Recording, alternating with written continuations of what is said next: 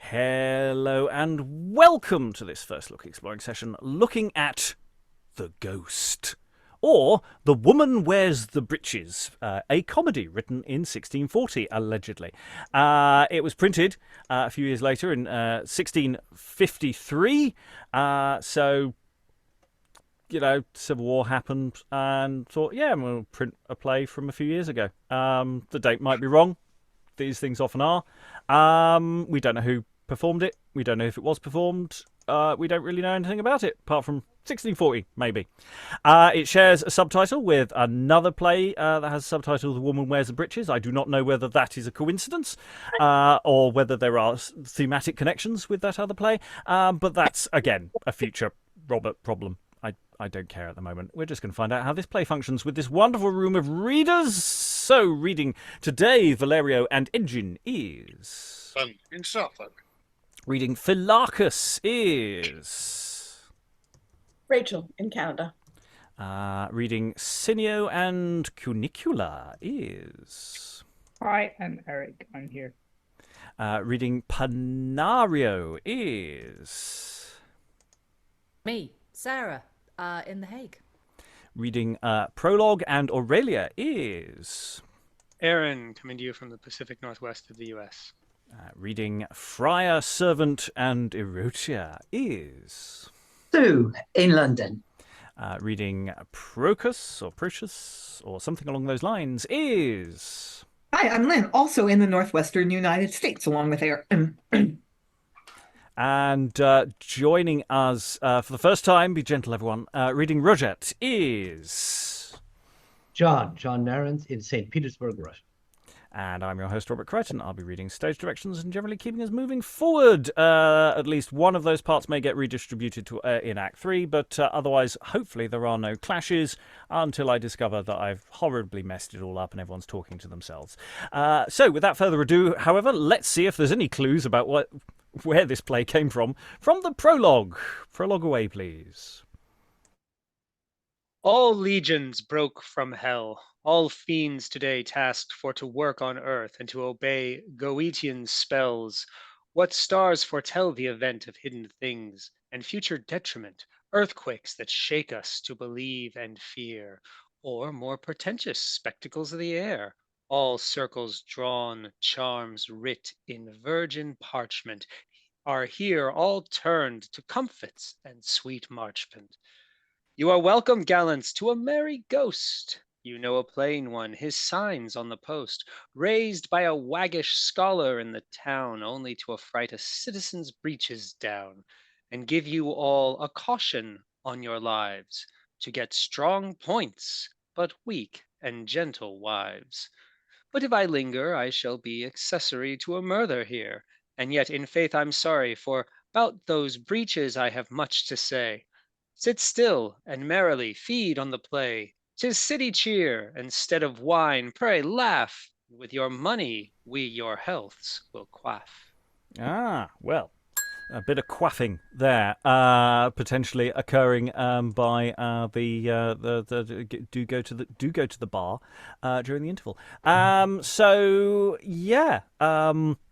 It's quite a fun little introduction. It's not really giving us any definite clues as to who's producing it. There was a bit when I was going, it feels a bit like it might be a university kind of thing, especially the way they use the word town and scholars and things like that. But then when it's very, very much about collecting money, which makes it feel slightly more... that's not to say it's indivisible, but that doesn't give us any definite clues as to, I think... unless anyone has opinions there. We're in Paris. The setting of the play. Setting. Yes, we haven't done much in Paris. I mean, No. unless people get horribly murdered in a mass conflagration. I'm not thinking too many outside of the massacre of St Bartholomew's Day. I'm not thinking of many French plays. Could just be my forgetfulness there. Any thoughts on the room before we move on from the prologue? So I don't know. I just think it's funny. We're literally going to scare your pants off. Affright your breeches down. Yeah. And there's a pun there. Points are actually the ties that keep your outfit together. Mm. The little pun there. So, Well, there are yeah. a bunch of things that are hinting obviously at things that are to come. I mean, the speaker here is talking about being an accessory to murder, which is what one of the characters is going to be worried about later on. Oh, yes, of course, we haven't read ahead, so we have no idea what's coming. So, Eric. Right. Well, I was thinking you could put this as a sort of prologue for Arden and Faversham, or one of those plays where it's like, yes, this is totally a tragedy. Of course it's a tragedy. We're going to scare you. It's totally not a comedy. Yeah, it's a scary ghost tale in the same way as Scooby-Doo is a scary ghost tale. And it's very scary. Okay. It opens with a bit of excitement. Act 1, Scene 1. Enter Octavian and Babyliss. They fight. Ooh, Octavian falls and then exit Babyliss. So, well, that was exciting. Enter a friar.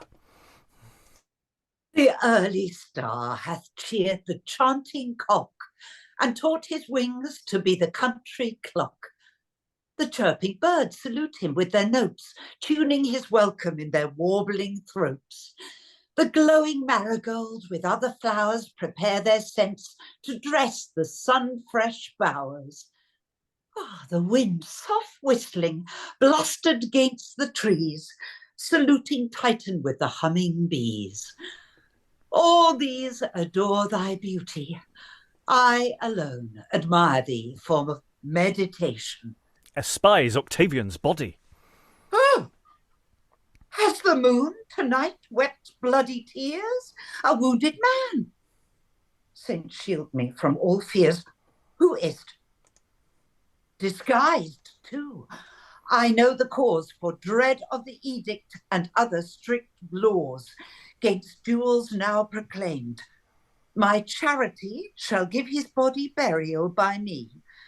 Rash men, when on false honour wings they fly, outglide their pass, and thus to ruin hie. Exit with Octavian's body.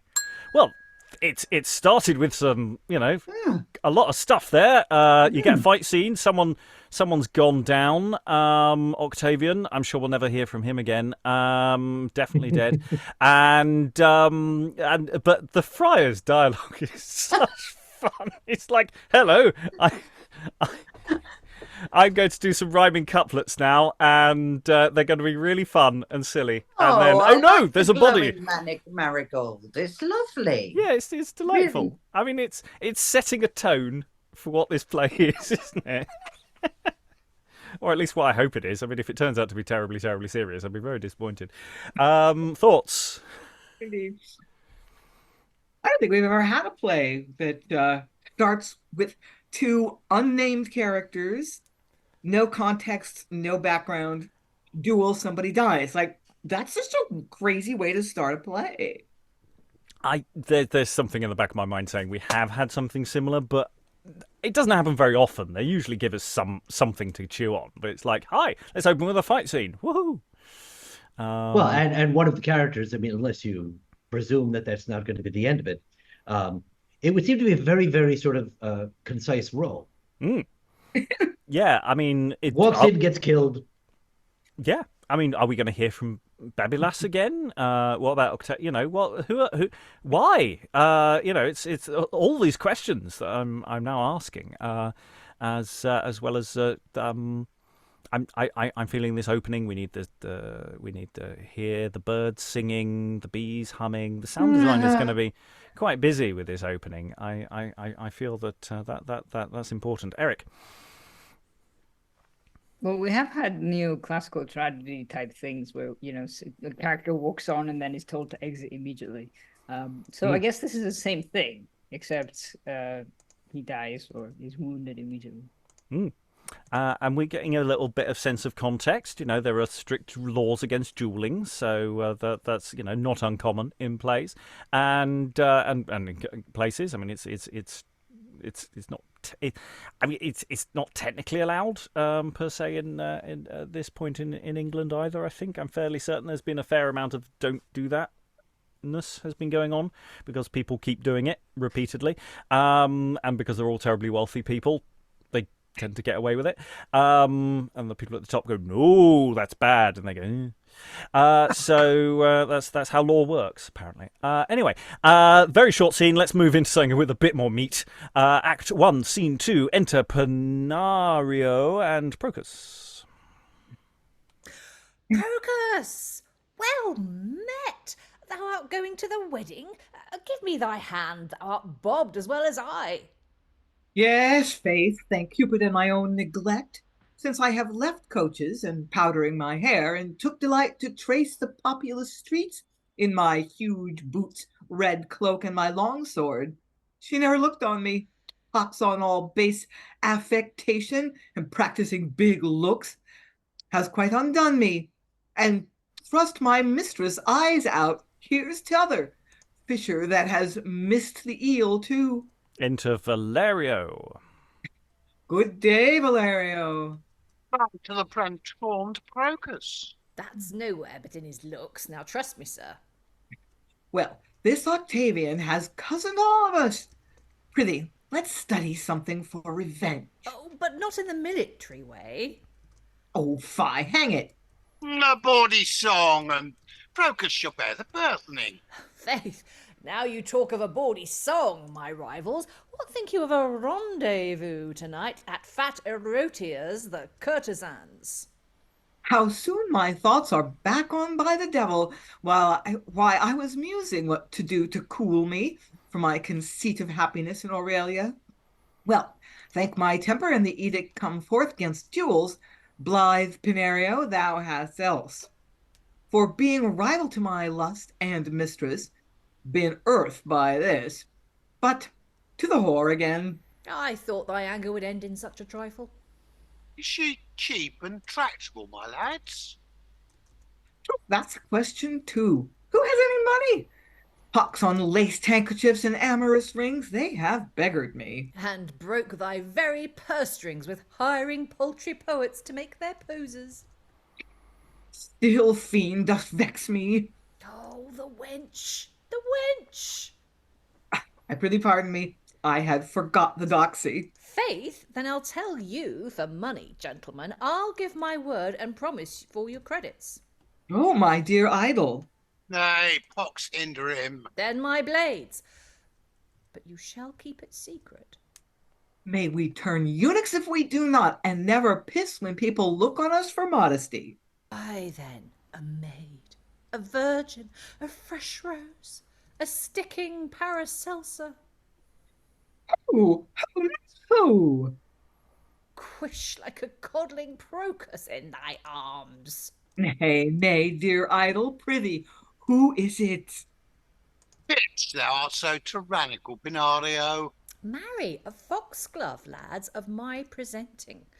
A handsome lass that wanted means and money, whom I, commiserating, did prefer to Erotia's handling, and I know by this is taught to tumble with a dexterity. Enter Philarchus and his servant. Look!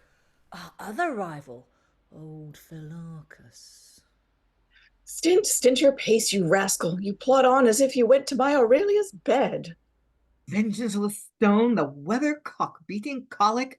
Before she cheated the old sponge, he'd wriggle and throw his gout-bound legs a mile before us. Nay, kiss his rough lips smooth upon her hands, ere we could overtake him. Slight, can't you see? Jostles him. Let us consume thee, Jocelyn, old man. An old man going to be married? Aged, and get a maidenhead tonight. I must give way. There's no striving here. Enter the Friar. The Friar! What makes he here? To all good morrow. Do you hear, my ghostly father? May I dispense, and for all my yesternight's confession, stew out that heat Aurelia's love hath kindled? What means, my son? A wench, my father. Away. Why, good father? Oh, poor Octavian. Why, what of him? He's not married yet. We that were his rivals mean to present him with a song. Alas, alas, he is slain. Who? Oh, Who? Mum, good friar, say nothing. Pox of all whores in meetings. Sweet Aurelia. Exit Procus. Father, you sigh. Who is it, I pray, is slain? The bridegroom, sir, and by Aurelia's brother. My dear friend Babylis, who told you this? Terribly sorry. The bonus servant. I'll read this one. I, sir, who saw young Babylis this morning with frowning looks, comes to my master's chamber and call him forth, since when I never saw him. Where found the friar, Octavian? Walking abroad to taste the sweetness of the morning's air. Hard by my cell, I found his breathless body. I took him up, and from him now am come to acquaint his father with the heavy news. Benedictine. Exit Friar. Hey then, Aurelia, have at thee once again. Exit Pinnario. Valerio, thou art unhappy to thy friend. Babylis, coveting his sister for me, sought to make way by young Octavian's death, which is now performed. What shall I do? Aurelia, for her brother's sake, will hate me. She knows he loved me dearly. Well, I'll in too and win Aurelia. Find out Babylas. Exit Valerio. Hold my sides. Oh, I shall burst. Hold. Oh, constant thrift that never leaves that man who honors thee. Aurelia's father's mine. He always wished his daughter to my bed. And though her amorous tears prevailed with him for young Octavian, yet when he hears he's dead, he will replant me in Aurelia's heart. Yes, jeer and flout me, my young rivals, do. You'll find at last the old fox has cozened you. Exit Philarchus and servant. End scene. I mean, they're such responsible people. Hi, we've just heard someone's died. Is it my rival? Yes. Yay! There's an awful lot of plot going on here, some of which I think we've basically got the idea that everyone likes Aurelia. But it's the precise details, a lot of them sort of flew over my head, but I'm kind of fine with that at this stage. Lynn. Yeah, I was going to say, Aurelia's quite the honeypot, isn't she? She's got like 5, 6 humors. Yeah. Perhaps a pot of gold. Yes. Yeah, she's golden. Alan. I must admit, I'm wondering whether this has got roots in Plautus or something like that, because it's got that sort of feel of it to me. It does feel like it could have well have been a classical Roman comedy. Well, with a character called Erotia later on, that's pretty much straight out of Plautus, isn't it? And it's not a massive cast. I mean, that's why when they were talking about town, etc. earlier, and scholars, that leaning towards a university setting sort of makes sense, because they're the people who are most likely to be so directly influenced and writing something that's so like this. That might be a key to what this text is doing. I don't know. That's not a guarantee, but it's a relatively small cast for a playhouse company. But then playhouse companies do vary in size. Susan. I think I need Liza's big cross again. I think we all should have a cross prop. Because I'm sorry I forgot to do that as I went out with the body. Yes. But I'm wondering, normally we get more about religion straight away, don't we? Seems to be just everything else is a lot more fun than the Friar. Yeah, I mean, like the Friar's turned up. I've got this terrible news, and the first thing they say to the Friar is shh, shh, shh, shh, shush now. Well, and he does go off on his flowers and fluffy bunnies a bit as well, doesn't he? Yeah, they all have their things. They have their party quirks. Other thoughts? Sarah. I have only the sketchiest notion, really, of what just happened. But was I right in thinking that in addition to the whole, Aurelia's betrothed has been murdered and so now we can all attempt to marry her, we can all woo her, there was also something going on about how my character had met some woman and taken her to Erotia's house of fun and had basically like introduced her, so I don't.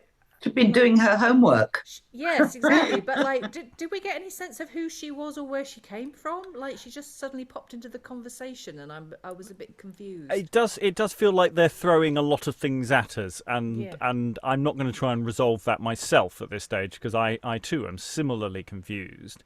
But yes, there was something along those lines was introduced. Erin.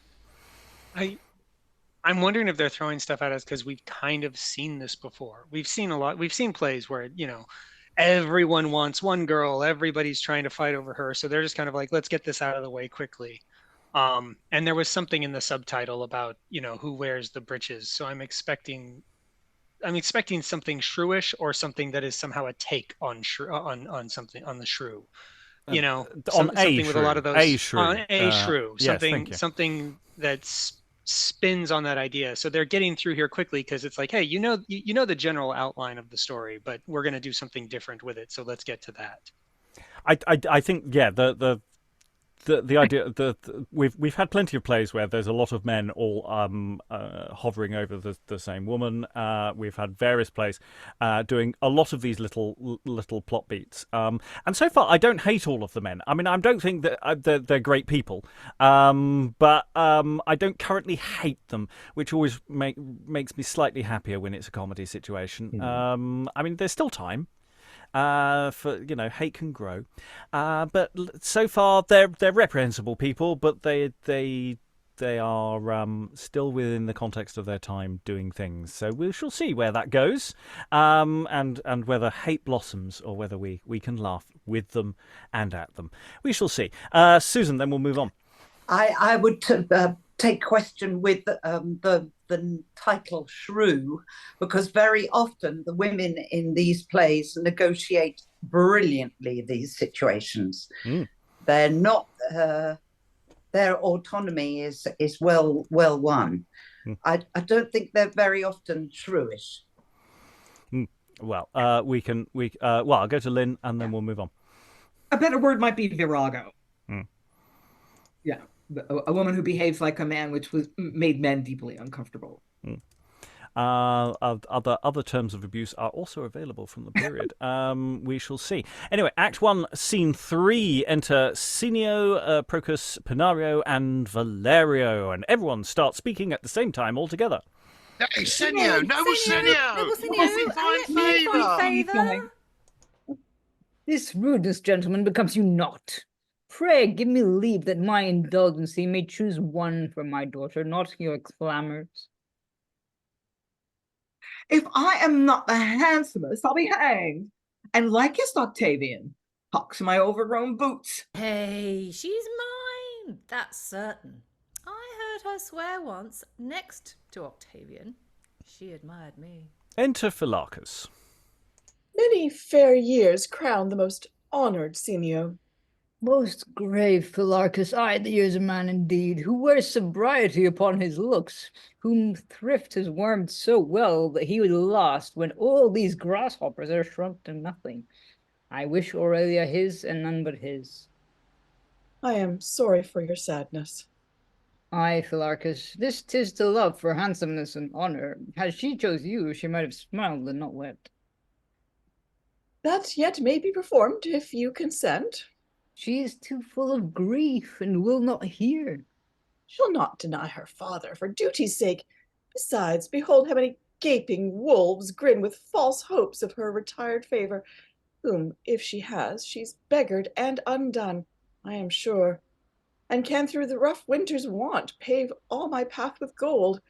Your wedding dinner is now prepared, and a full table met.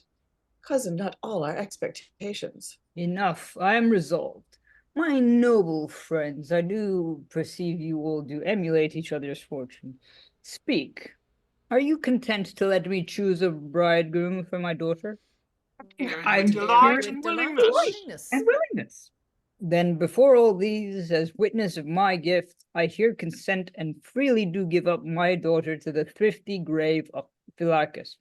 Philarchus! Oh, that humming drone. That rotten meddler. Nay, gallants, repine not, 'twas your consent, nor shall ye yet discourteously return without some recompense. We therefore both entreat your company would honor us at the wedding dinner, which I intend this day. Shall we expect you? Yes, with all Yes, our with all hearts. our With all our hearts. hearts. These damned boots. Aurelia had been mine else. And exit. Okay, so yeah, we met the father. And it's sir, me, or it feels like these petitioners, and he's got his first choice very much in place there. And that's where we are. Charming people. It's just they're all delightful people. Sarah. I'm just intrigued by Procus's boots. We've had so many references to them now. I'm like, Well, that was the first plant. It's a gag. Building gag, like a comic thing coming, isn't it? yeah, but just Right. how big It's are just- these boots? It's just Like- not clear exactly what it is, right? How they're supposed to look. Right. Yeah, is it a stock phrase by this point of these damn boots? Is it that, or is it he literally has the most ridiculously over the top boots in the universe? The latter, I'm hoping in my head he's just got on Yeah. this massive pair of ridiculous boots. Clown boots, essentially clown boots. Well, he says, my huge boots. Like the first line or second line is something about the populace. So like what I imagine is like he's got these new giant boots. And actually, I don't know if like the Cavalier style boot is being worn by 1640, but like those big boots that you kind of picture in early Restoration painting, where they go above the knee and they've got a big cuff and they really are giant. But it's like he's got these new boots and he has to walk around town to show them off. And if he had been wooing Aurelia instead of showing off his boots, he would have won her. That's my best guess. There is something that happens when male actors get given those thigh-high boot things in those kind of plays. I've been in them. You should see the dressing rooms, the vanity. It's just unbelievable. And of course, you've got to remember technically that they are all French. So I think Yes. there is that. So That is not insignificant. yeah. So French fashions. I don't know what the French fashions of 1640 are. Certainly, cavaliers are a thing by 1640. They won't be a thing within the end of the decade, but some bad things are going to happen. But we're not there yet. They don't know there's a civil war coming. They don't know the theatres are going to close in 2 years. Eric. See, I was thinking more like in my head, the boots are basically like sort of red cowboy boots, but I think that's just the glittery ones that you see. But maybe that's just me. Because you're a genius. Cream suede to the thigh, darling. Of course.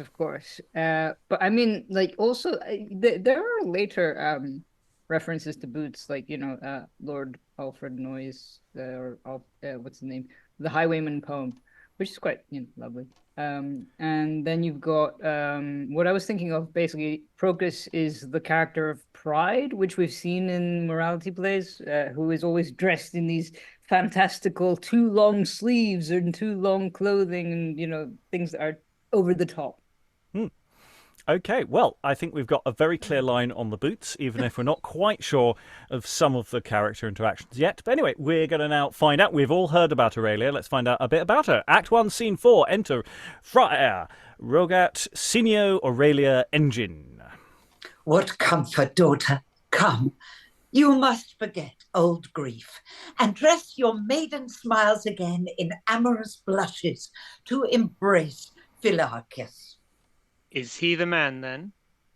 Such is your father's pleasure. You, Friar, contracted me and my Octavian. Yes, that all these can witness, I did contract ye. But now, sweet girl, my only joy and comfort, since Babylos is gone, thou art alone, my staff to lean on in my drooping age. Oh, do not slide away and make me fall in grief as well as years, but give consent. To marry old Philarchus I consent, and would 'twere done tonight, within this hour. Can you so soon forget my lost Octavian, and bury all your love in his grave with him? Sir, you must pardon me. You are too busy. Your son is dead and your interest lost there. She's still my daughter and shall prosecute what I command, or else disclaim her father. Forgive me, sir. My grief, alas, did move me. My grief for 2 lost sons. 2 sons? Why, my friend, and the mad rogue Dauphin, your young heir now is not departed too?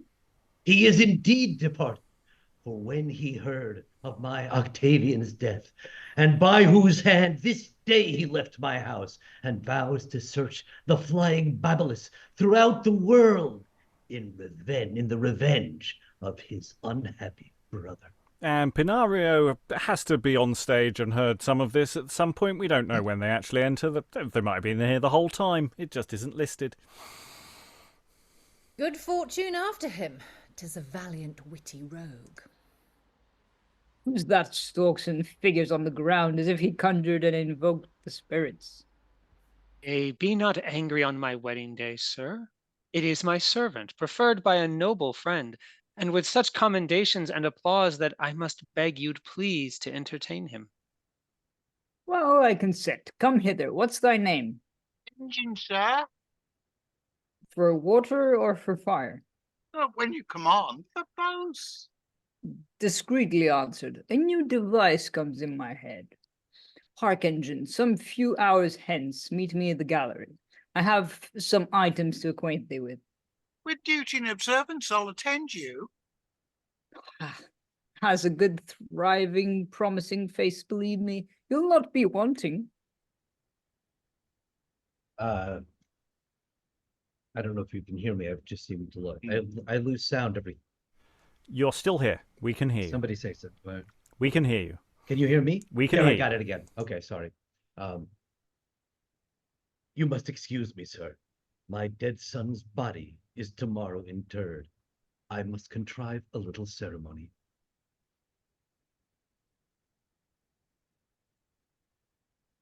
We may remember you in a bowl of wine. With my true thanks. And our confessor. Come, my Aurelia, honourable Rogat. Everyone exits apart from the Friar. Thus the world goes hurrying on, till wonders come o'er thought upon. He who sleeps tonight ere day, death in robes with weeds of clay, 'tis a steady tottering state, prompt with love and shook with hate, like that I now am musing on to be relator of a joyful tragedy. And exit Friar. Okay, so there are 2 missing sons. Does anyone think that they might turn up later on, possibly in disguise? Anyone got? I would lay odds. but I don't think I can take any bets because it'd just be, it wouldn't be worth it. I think we can see where this is going, can't we? I think we've got a sense of that. I think where I was talking about the Pinnario line, I'm fairly certain that's actually should be Engin. That should be Engin's first line. There's something obviously went wrong there, but that introduces the random upstage character, who is a servant of some description, I'm sure. Well, we're slowly fleshing out all the familial relationships now. We've got the, there's a funeral to come. We've met the father of the dead guy. We're starting to build a world, I feel. It's all terribly plausible, and I believe entirely in the reality of this setup. Lynn. I can't think why Aurelia is so eager to marry Philarchus. He seems like the Right. least desirable of the suitors. Not that any of them is a great prize, but he's older. He's a miser. Does she know something we She must. Right. don't? If I it's don't know. if That is my assumption. I haven't read ahead, so I have no idea where it's going. Sarah.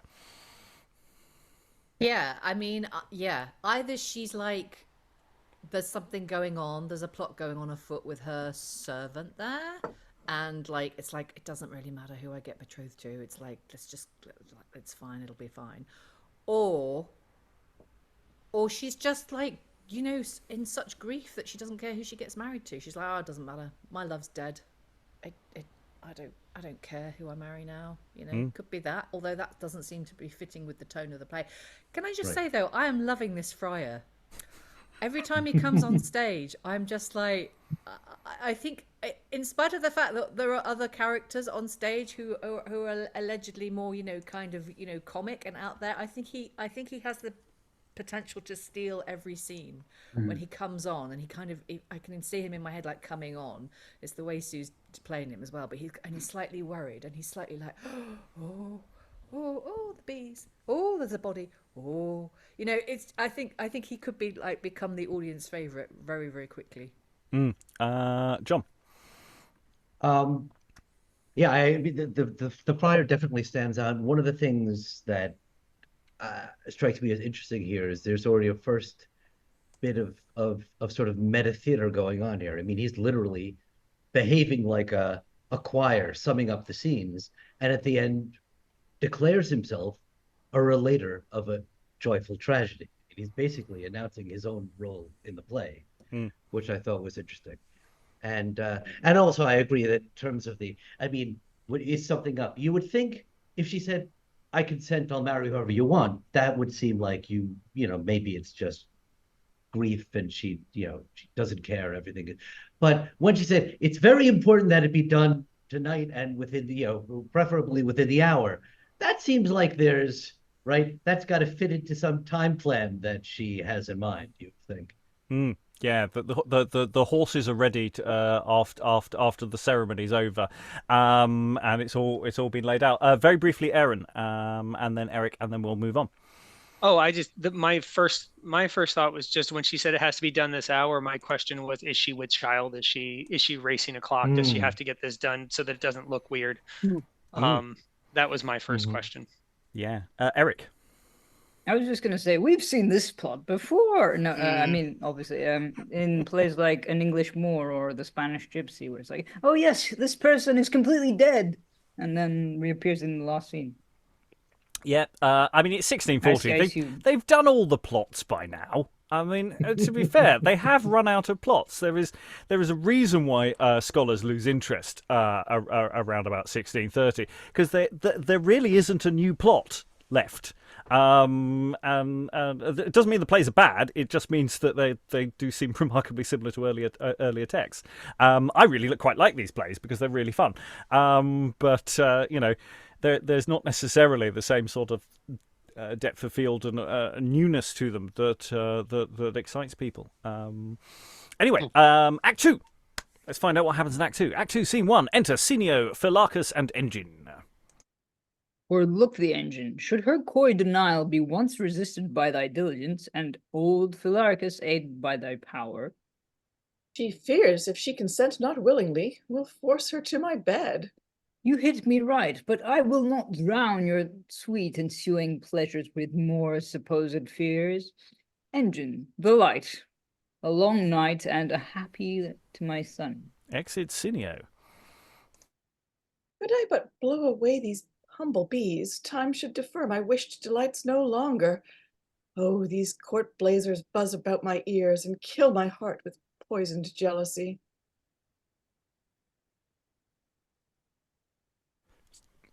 I'm wondering if that's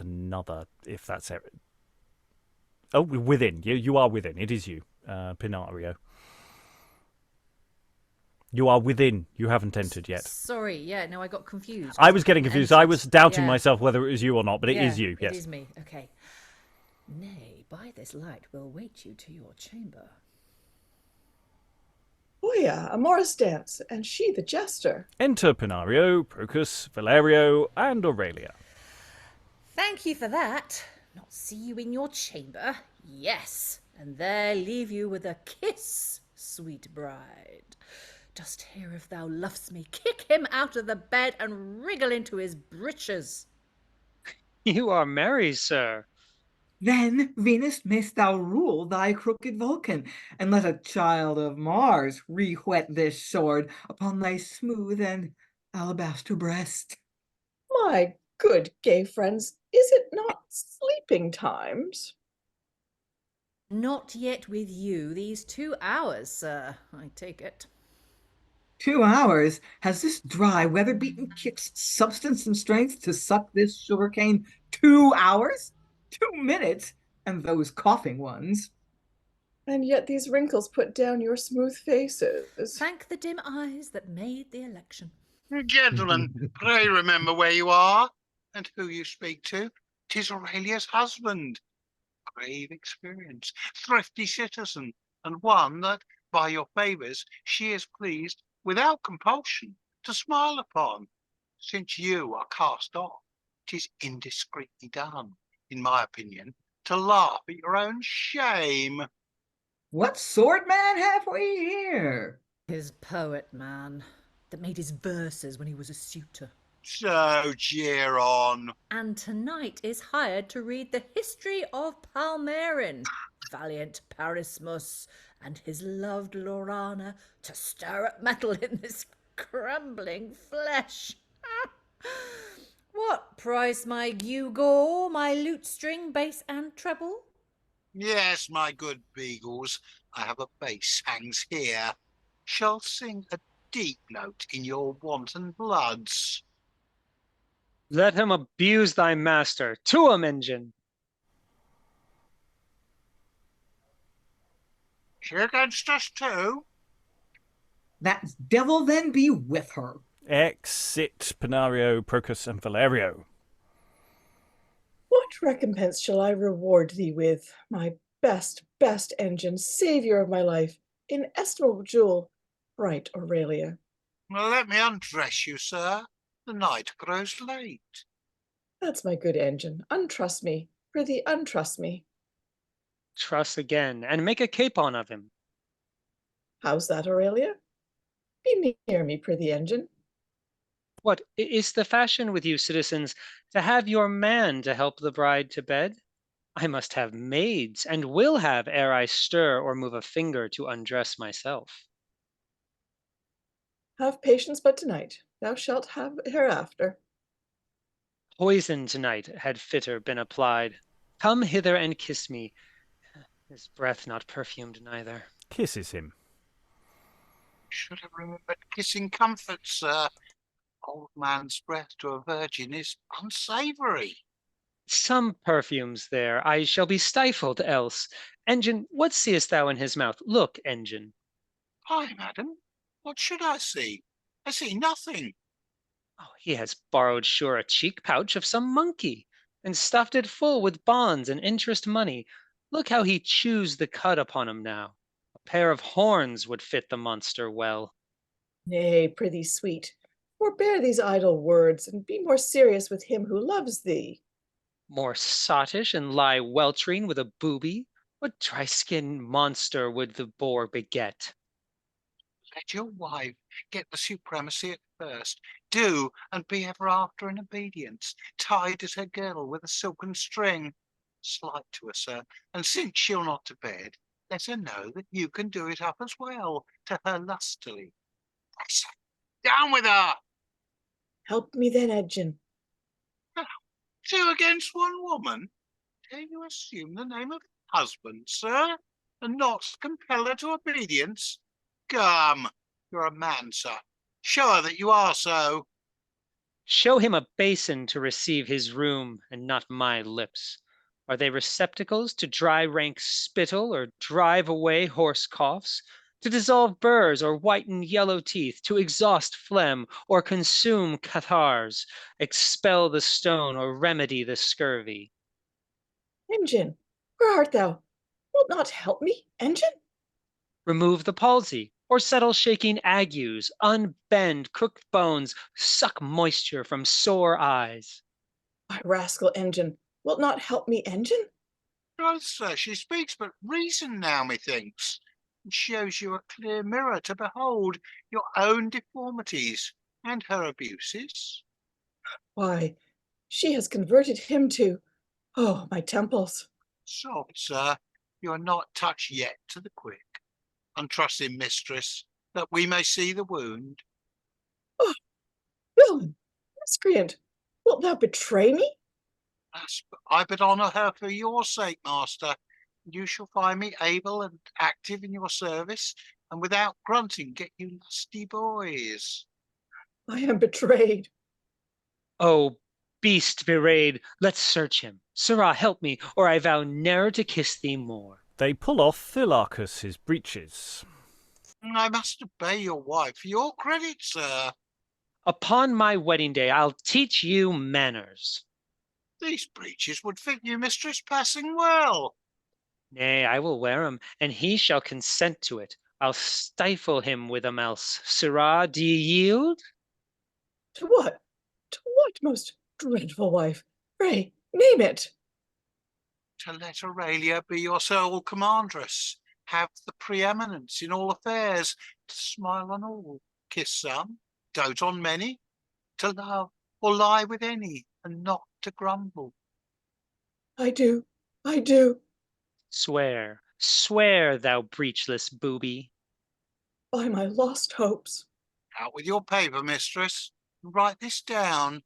You'll remember what he said.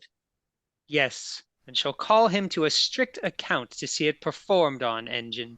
She writes and sits astride over Philarchus. Give her license on all occasions, lawful or unlawful, to ransack all your coffers and possess your treasure for her use and maintenance. Release me, and I to consent to all. I do consent. The man does smell. Forgive him, Amazon. His hand, and he is free. You'll not renounce this? He sets to his hand. My religion sooner. Kiss, then, and be observant.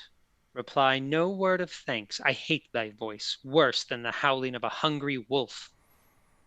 Where will it please you he shall lie tonight?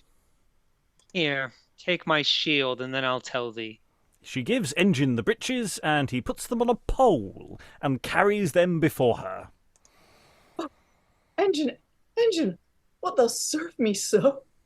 Where she is pleased to place me, I must raise the house, nay, you out of your bed tonight, if she commands me. Why, the withdrawing room. 'Tis too far from your call and from your eye. Say you should want the chamber poss in the night, he'd not be ready to do his duty to you. I think your closet better, Amazon. There, shield bearer, I have him under lock. Amazon and shield bearer. This is fine. Do ye grumble, Tetworm? Not I, Amazon. Spend not your breath on such a water bubble. Come, sir, into the closet. You're along, sir. Was ever man so cozened by an Engin? Excellent. And a full performance of that scene can be found on our OnlyFans page. There are specialist websites for this kind of thing, and that's They love it, really. is one hell of a scene. The absence of some stage directions there of the tying down and some of the actions there, but it's all very inferable from the dialogue itself. We were saying earlier, Aurelia seemed to have a plan. By God, did Aurelia have a plan? And wasn't it fun? Especially as the beginning of the scene was really creepy and horrible. It was like I was suddenly going, hang on, where did this come from? But you know what? I think it's quite important that it's there, especially with what then immediately follows afterwards. It's actually quite clever. There are some structural things I should just say, I meant to mention earlier, which we do have some people exiting who immediately come back on again for no readily apparent reason. So there potentially is either some missing material or some material that hasn't been fully worked through. That is not the end of the world. The play is bouncing along perfectly happily, and I'm sure we can find ways of covering that. Yeah. Thoughts from the room. I'll go to Sue, then John. Well, of course, I absolutely loved it. There also seems to be that speech about the spittle in the mouth and everything. That's incredible. There was something earlier on too about a sponge, and I don't know why, but all these things like, instead of a condom, didn't they have a sponge soaked in vinegar that was, there's all these weird things about sex, how to the medicinal things of sex, the and the tying down and everything is all that same sort of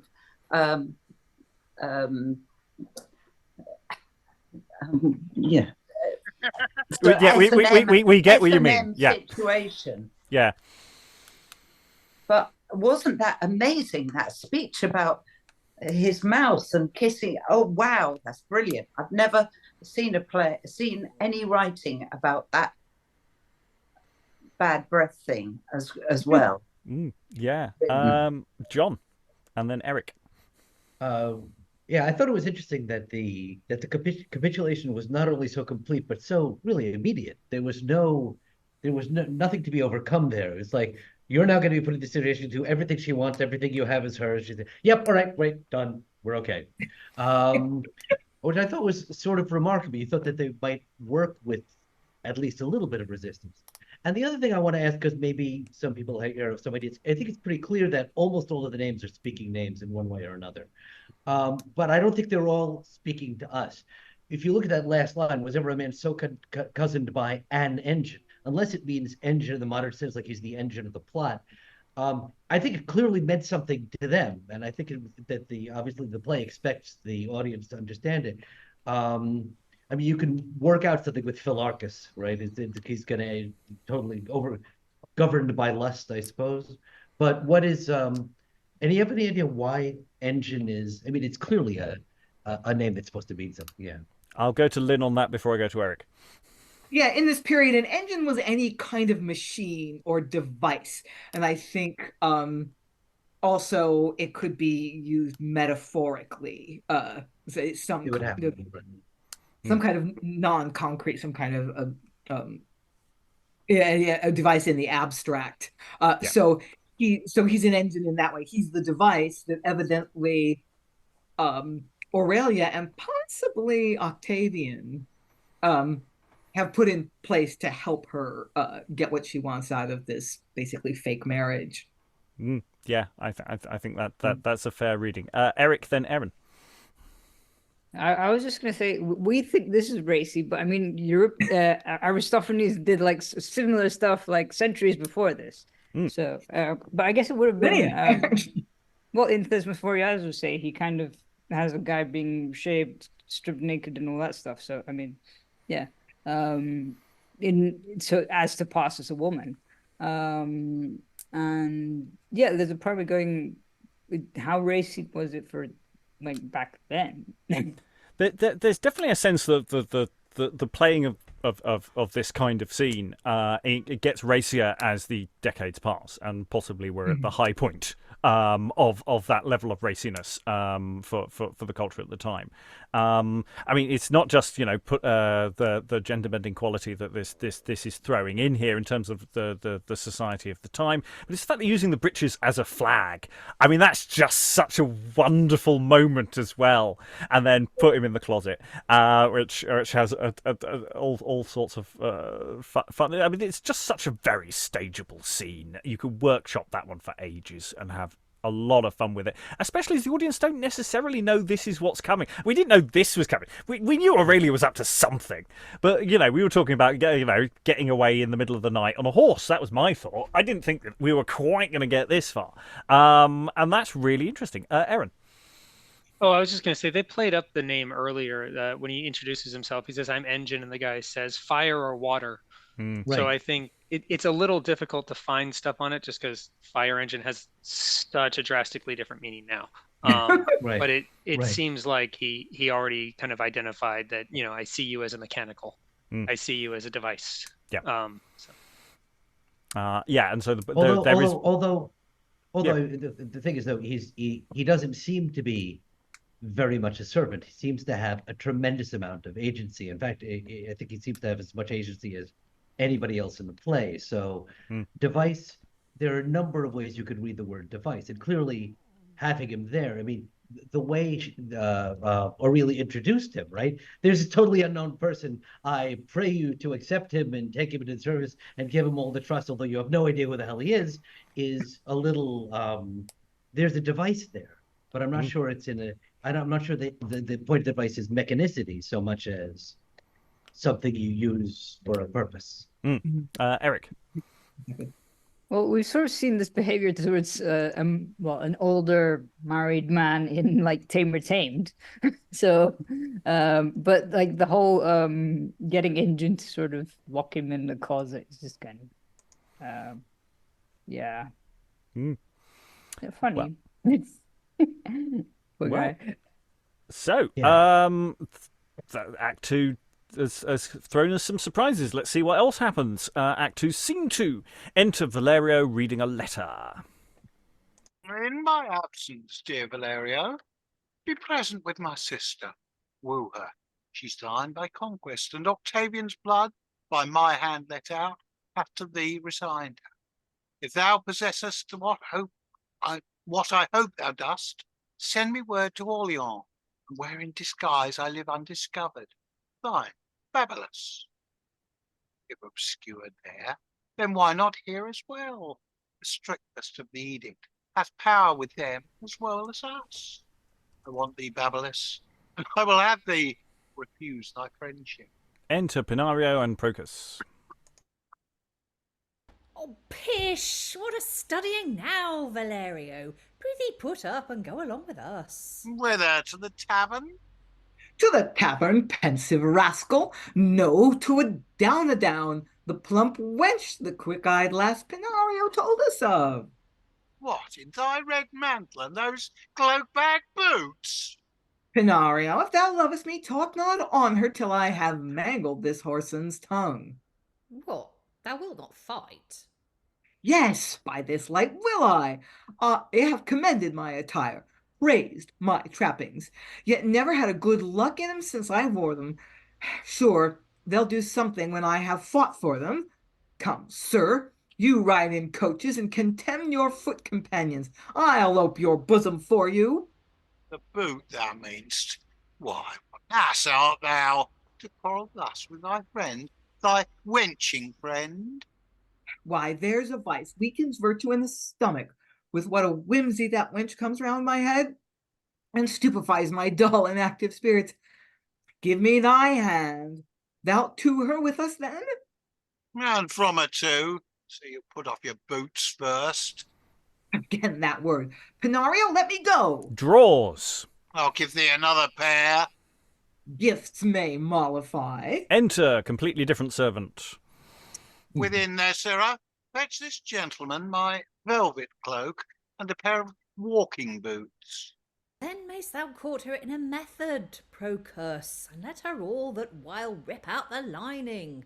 'Tis none of thine. Alas, thou needst not care. Mass, and well remembered. Let me see. Not a farthing. Feeling in his pockets. No matter. Here's apparel, money, and credit. Here. Aye, these boots will fit thee. Come. Enter another servant. Faith, I think they'll never fit you again. What shall I do with these hides, pray, sir? What hides, pray, sir? I cry you mercy, sir. I mean your boots. Why hide 'em anywhere, drown 'em, or anything, so I never see 'em? Thank you, sir. I shall dispose of them. I prithee do. Come, gallants, shall we go? But here, by this hand, I'll take the wall. I'll make that bargain for my new boots' sake. Why, how this Procus still forgets himself and the old customary way he used.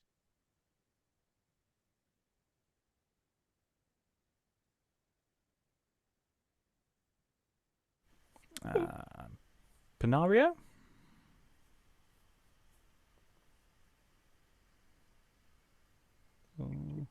Sarah, we can't hear you. I cannot.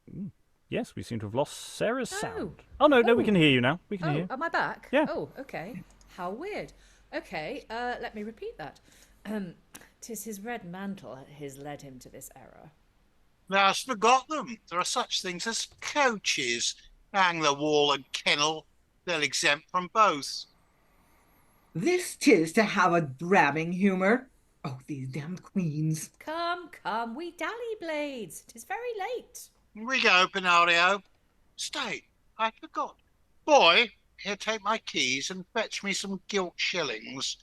Cheating way my rogues that I have invented to entice and cozen my knight playfellows. Excellent. And give some gilt shillings. Your hands, there's 6 apiece. My coach there? And they exit. It's interesting with again, the text sort of tends not to give us exit cues or potential exit cues there. They're giving us various entry cues but not exits, which again speaks potentially as a solid theatrical document in the sense that often there will be a prevalence of entry cues because that's got to be cued from backstage, whereas getting yourself off stage is your own problem. So that might be a clue. I don't know.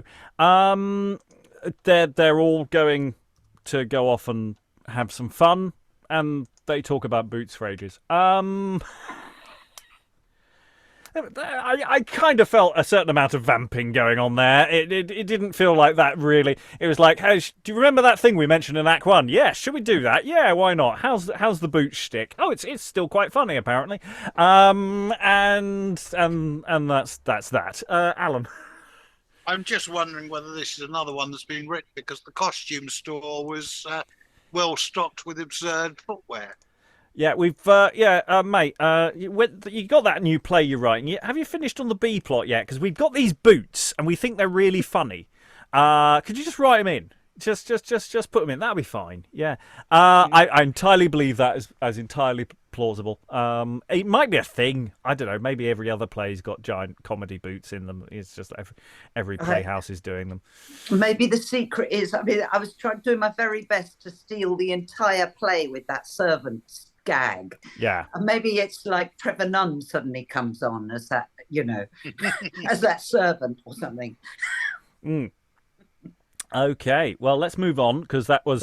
That was sorry, John. If I could ask just one thing. So the thing that I thought was there was one thing that I found unclear, and I don't know if it's unclear to everybody, which is there's a relationship we know now between Valerio and Babylos. And Babylos has done this murder and he's vanished. And there's some concern which has to do with the law. And I'm guessing that probably it means, well, first of all, he's run off somewhere else, but apparently the law applies everywhere in France, so it still applies wherever he is there. And it applies here, and I'm thinking maybe he's worried about being essentially an accessory to murder, which is a phrase that was felicitously mentioned in the introduction in the first place. But he says then, I want Babylos and I will have him. What does that mean? Lynn. Want means lack, means he's not here, that moment actually is really interesting because it's the first time we've heard a character mention any kind of relationship other than like desire for Aurelia. So yeah, I want this girl, but her brother is my best bud and I want him back. I want him here with me. That's what I got from that. So that's a little bit there's a little gun on the mantle that we'll see if anybody uses later. I'm not entirely sure of that though, because it says like I'll have him back or he's not my friend anymore. So it's I don't think it's that I want him back. There's something that he wants. There's something that he needs to get that's associated with him, and if he doesn't get it, he's gonna be pissed. But what it is, I can't quite figure out. Yes, but he lacks him in that sense of want. So in that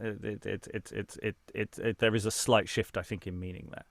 Well, but there's both meanings. Even if that's the basic meaning, then it's converted to the other. It says, I want him and I will have him. So the other meaning is evoked in that. At least maybe it's one of those little language play things that you often get.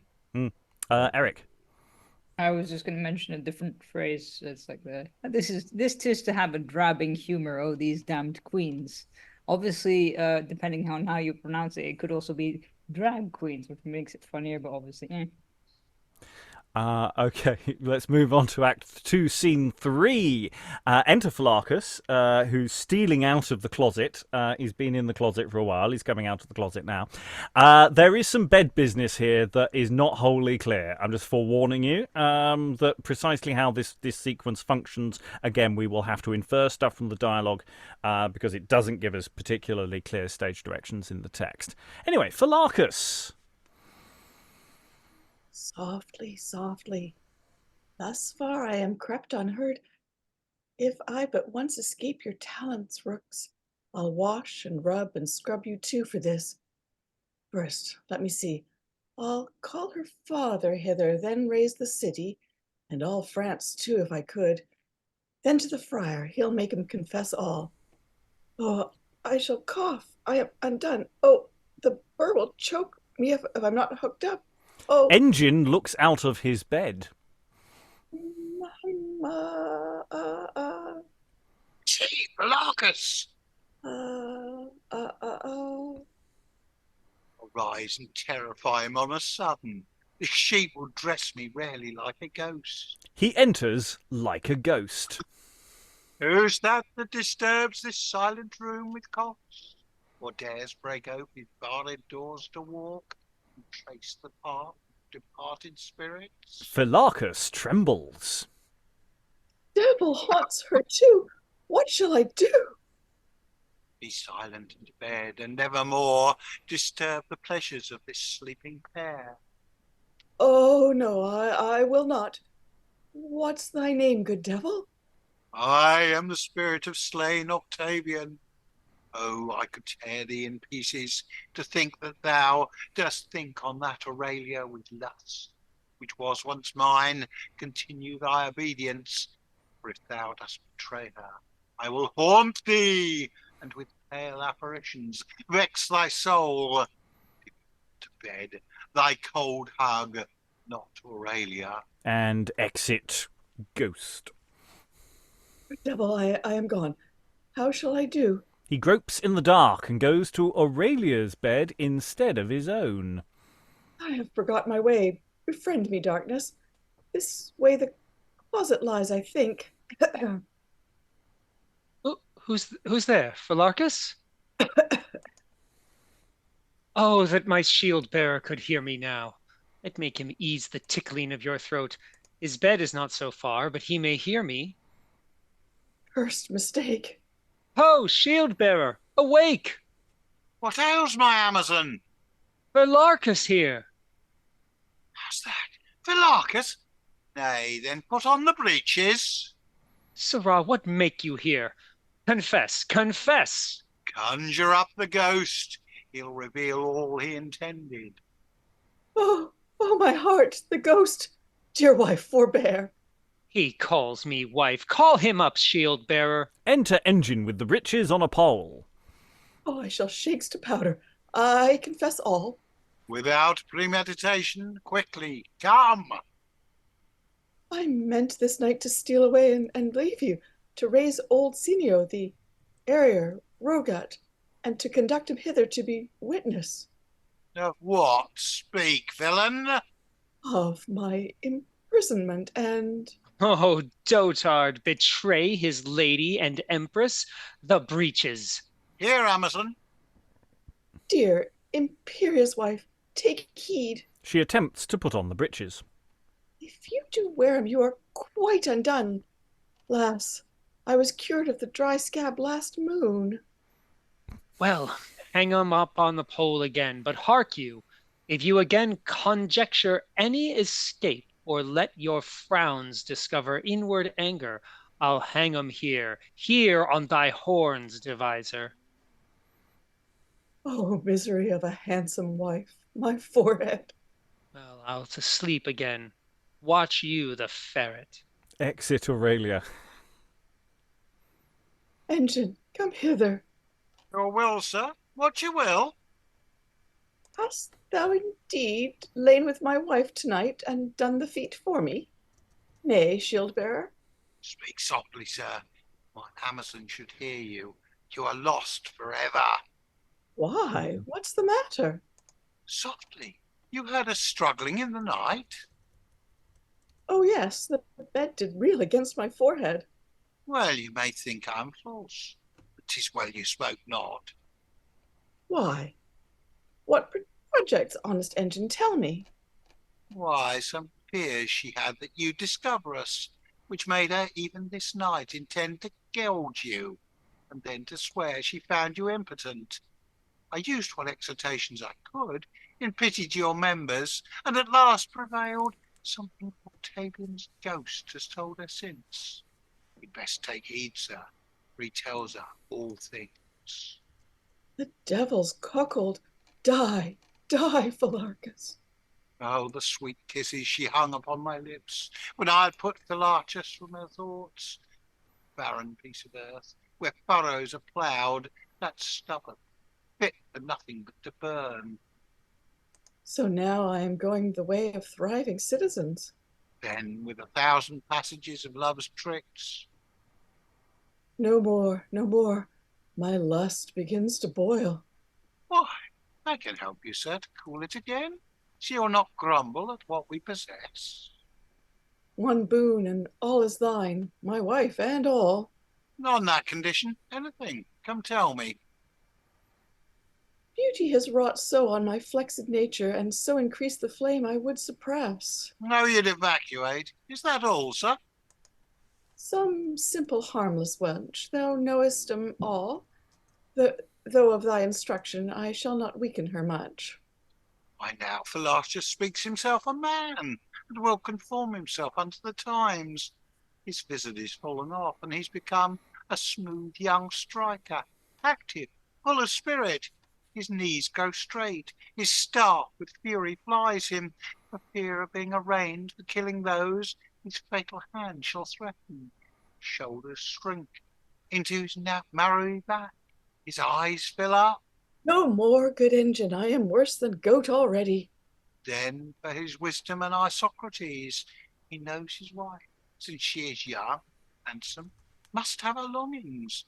Then he'll have his too. And while she sports at home, he'll rot abroad. For should he say his wife has cuckolded him, the town would jeer him into age again. Besides, the proofs and confirmations, the lawyer's fees with the attorney's bribes, would rip his bags up, shoal away his gold, undo his thrift, and cancel all his bonds.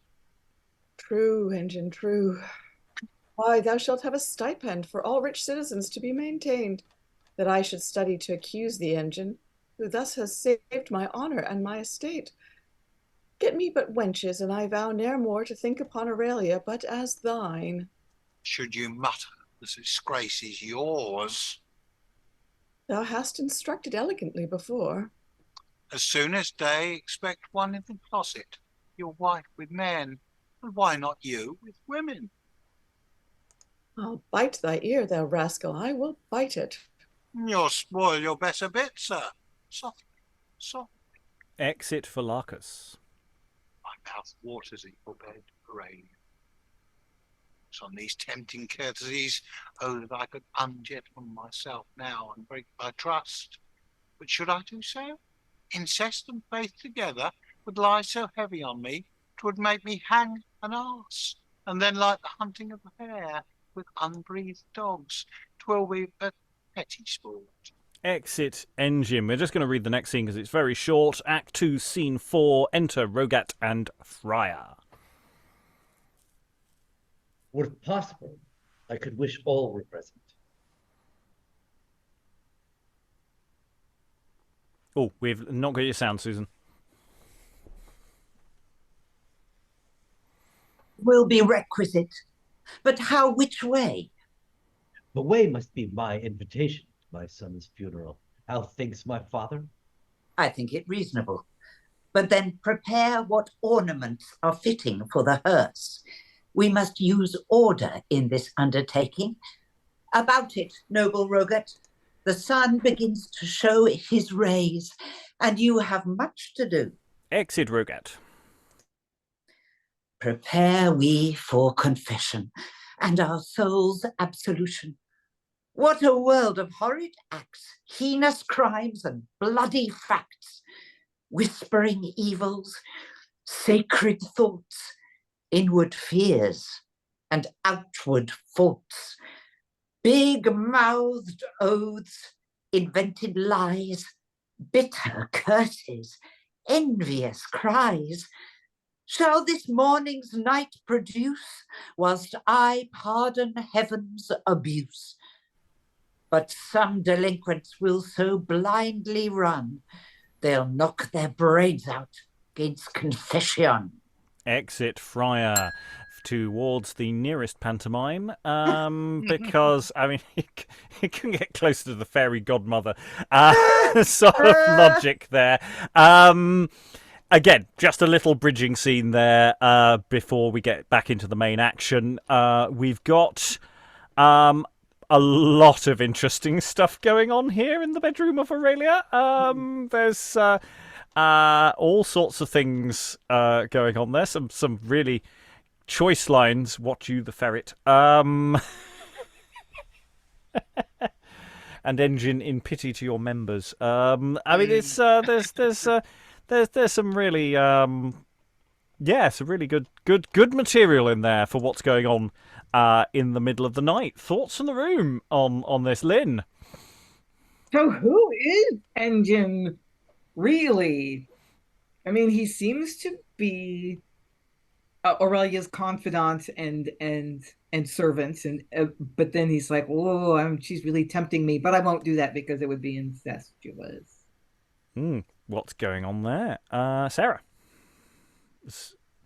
Well, he's got to be Rogat's other son, because we've been told specifically that one son is dead and the other son is missing, so it's got to be him. Unless it's actually Octavian himself, but then she would know. She would know if it was Octavian. Maybe she does. She hasn't done an aside. But then actually, if it was Octavian, he wouldn't be saying, "Oh no, I'm so tempted." He'd be like, "Oh, my lovely love." Right. So it wouldn't be incestuous. Yeah, right. It's got to be the brother. Incestuous is the word. Right. Yeah. But then and his brother's wife or his brother's fiance, that would be considered incest. I was going to say, though, the fact that he mentioned that word incest, does that imply that maybe she's already married to Octavian, or would that not? Yeah, because, that's entirely possible. That's not that's not inconsistent with what we know. So maybe that would be why she's developed this whole plot with Philarchus. We have got a wandering friar, so it's not like they're short of marrying options. Who happened to find the body? So I have thoughts. Susan, then Aaron, then Alan. Just looking at the wider thrust of this play, I'm just wondering what this playwright is wanting to do. Freak us out about sex, freak out the wedding night and all the possible, weird potions and things that might happen, and terrify the audience about sex, or, full on entertainment like the new app that I read about today in The Guardian, which provides all sorts of sex rather than all that boring sort of dating app stuff.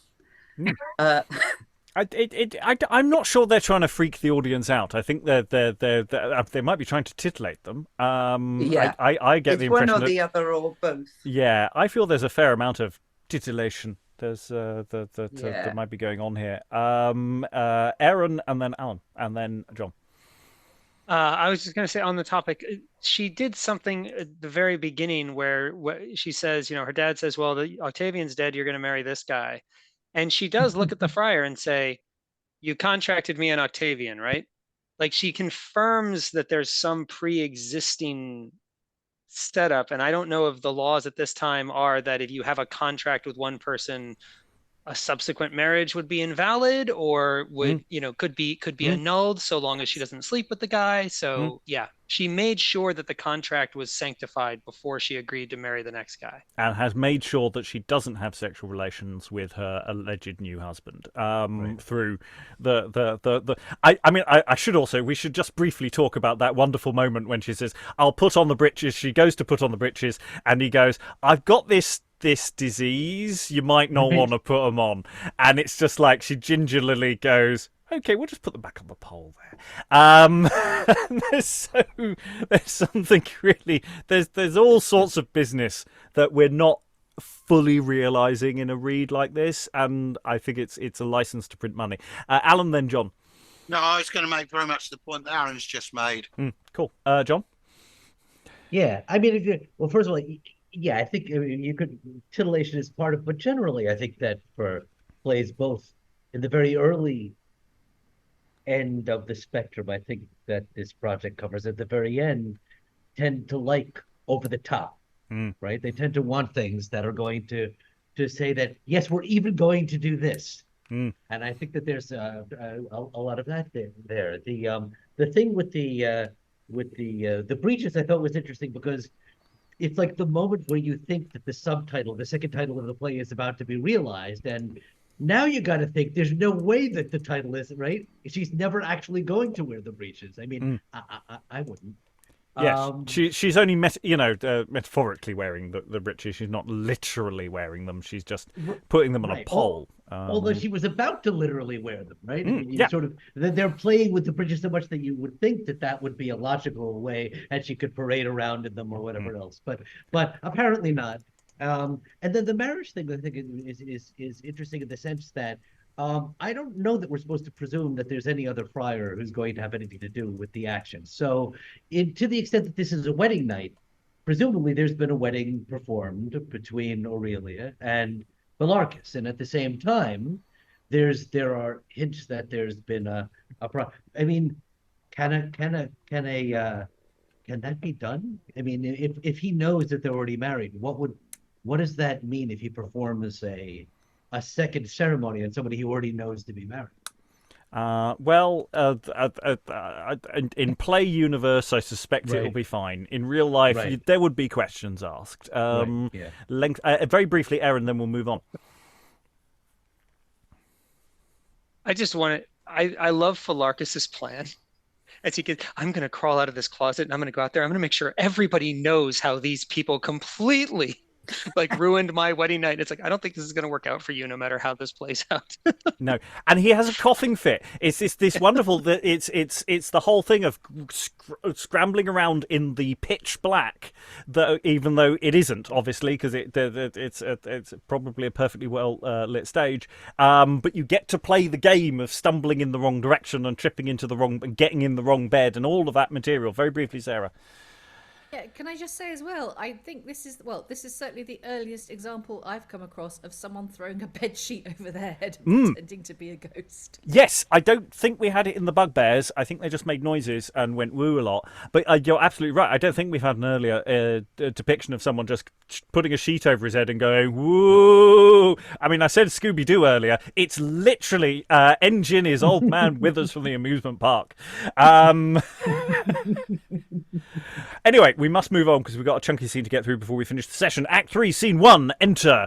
Hang on, before we do that, I'll just say, John, could you read, during this scene only, Valerio, please?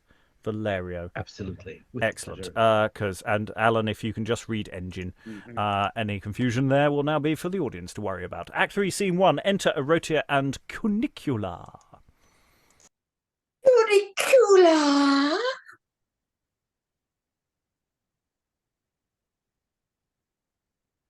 Where is she? My patroness?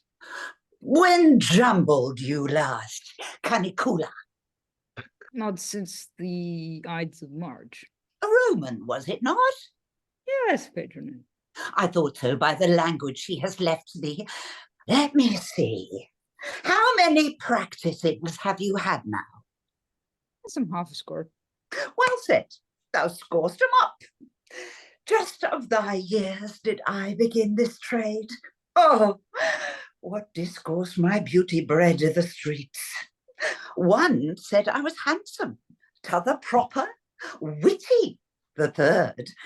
Then the fine broths I daily did send to me, potato pasties and lusty marrow pies. And then in the morning, pickled oysters brought to give my muscadel and eggs a relish. Then my presenters, armed with pistolets, did drop down showers of bounty on my lap. And then, when I was young, the novelty was such a thing. Oh, now I am old, and custom has received me. Thou art still Cunicula, full of juice and beauty. Rejoice and hug thy time. Thou wilt be one day, to my grief I speak it, like thy patroness. Knock on the door. One knocks. A booty, I hope. Look out, Cunicula. Oh, oh, patroness, silk cloaks and silver lace, a coach for them. In and prepare yourself. Exit Cunicula. Some youngster, I hope, that has brought new clothes and comes to say here. We'll make a fire which shall both air us your suit and melt it gold. Knocks again. Soon enough, soon enough. With what force and eagerness thy thrust in, but go out as tame as sheep. Knock again. Why, what's the matter there? Will you knock down my doors, you saucy jacks? Erotia! Sweet Erotia! Let us in. Let ye in? Who are ye? I am no such woman. Would you should know it I. 'Tis Pinnario. Enter Pinnario, Procus, and Valerio. My benefactor. You must not be denied. Why, how now, Souse? What, shut the door upon us? Have you not learned my call nor knock yet? Sweet sir, I must adhere. I know your knock within, though without, my age has dulled my ears too much. Well, for my satisfaction, salute these gallants. They kiss. Sir, as I take it, I have kissed those lips before, and yet methinks I have forgotten where. Familiar friends already. I knew when once I had defied my boots, red cloak and sword, I should be adored. I feel my back a-breaking. Nor have I lost your memory, delightful sir. Do we have John in the room? Can you hear us? Me, yes, I'd lost the sound for a second. Yes. No, if thou hadst. That's Right. really... Yeah, right. Yeah, right. No, if thou hast lost the sweetest pleasure ere slept with the tough bombast. Ah, do you remember just this time for a year, 'tis thereabouts, the catches we two sung in the back room, and how we laughed at me when I said you had forgot to hold your minimum prick out. You are a wag. But hark thee, Souse. Where's my preferred damsel? I have brought these gallants here to see her bombast, and to applaud my choice and care of her. So, you'll never leave this open dealing. Well, in a moment, enter Cunicula. Why Cunicula? Thou insatiate fawn, why dost thou stay so long? Morrow, fondling, morrow, sweet young fondling. Well, be a good wench, and let Souse endue thee. Thou hast found a patron will not let thee sink. But dive a little into your comrades' pockets. Sweet nightingale, your servant. Then your lips. Salute, sir. That liberty must none of us be barred. Heart, a brave lass. What a chop she has given my lips. and made their anguish fire my heart with love. What think you, Blades? How do you like my choice? Prithee, stand out of the light, man. Heather, I would I were your haze, I'd happy. If I have a face to speak to this old stewed meat, I'm a snowball, and that I am far from at this time. I'll feed the tar box, beautiful Erotia. Cunicula picks Procus his pockets. Smitten on my honour. See, they are at it. Why, what an impudence my cloak has lent him. Let me see t'other pocket. Vanished. Oh, vanished. At such a time, too. Nay, if money be lost to buy virginity, the devil in charity will fly with it. Nay, sir, your golden coin, and my patient is yours. Mischief, a little patience, and thou shalt have it. Now, cockmaster. What, cowed already? Yes, faith and bowed, too. Just here, Valerio. Thou must needs contribute 4 or 5 pieces more. How? Hey, prithee, be not angry. Faith thou must. Why, your gilt shillings. Lost, Valerio, lost. Nay, lose the cause, and lose the effect for me. Logic of wenching disputations, absurd. Pinnario, thou hast a noble bounteous nature. Faith, I have prevailed to hug thy fondling there, and only want some customary duties. Way, thou truant, out with thy cousining doits. Lass, they are all perished. Perished? How? Which way? Shall I tell this? Valerio's a quicksalver. Hang him outside. There's not but dregs within. Why, what's the matter? Has mixed some hungry poison with his deceitful gold, and it has ate through our pockets. How? Let me see. Why, thou'rt deceived, mad Procus. Look you, he's mine still. Thou wilt not cheat her. Procus snatches Pinnario's money. Buy this gold, but I will. Here, Erotia, here. Here's but 3, sir. My bargain was for 6. Hawks on my clutches, could not scrabble all. Knocks. Hark, Souse. One knocks there, I think. Within the... What intruder's that? I'd speak with the lady. Here's none so worshipful. With the governess. Govern your tongue, I'll wash your manners else. Well said, Cunny. Nay, prithee hear me, Cuni. No, not a syllable without the other 3. 'Tis Aurelia's Bobadil, her waiting favourite. Who? Engin? Let's admit him and be revenged. The rogue that braved us in his mistress' chamber. Just here, Valerio. A man without offence to push your cloak may try his skill a little. And tyrant, too. What makes the Cerberus here? What shall I say to him? Let him in first. Exit Erotia. By that time, we'll invent his entertainment. Shall us drill his eyes out? Or make a eunuch of him? And swear we found him up to the ears with souse. Enter Erotia with Engin. Sir, this liberality commands my house. What here, pray call your own. Me craft, my enemies in rank against me. Then Philarchus, some of your musty coin must buy 'em all. Gives Erotia money. Yeah, but remove these silken toys a while. Pander. Your meaning, gallants? Draws.